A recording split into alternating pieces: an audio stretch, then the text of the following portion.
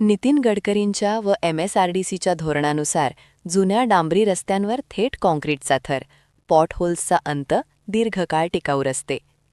केंद्रीय रस्ते वाहतूक आणि महामार्ग मंत्री नितीन गडकरी यांनी जुन्या डांबरी बिटुमेन रस्त्यांना खोदण्याऐवजी त्यांच्यावर थेट काँक्रीटचा थर, व्हाईट टॉपिंग टाकण्याचं धोरण राबवले आहे. हेच धोरण पुसद उमरखेड हरदडा फाटा या रोडसाठी वापरल्या जाणार आहे.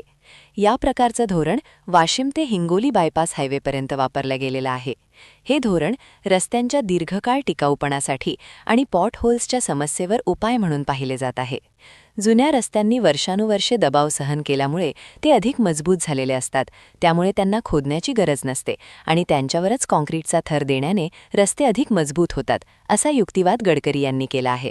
या धोरणामुळे रस्त्यांच्या देखभालीचा खर्च कमी होतो आणि ते 25 वर्षांपर्यंत पॉटहोल मुक्त राहू शकतात. रस्त्याच्या संदर्भात पूर्ण माहितीसाठी GR महाराष्ट्राशी जोडले जा.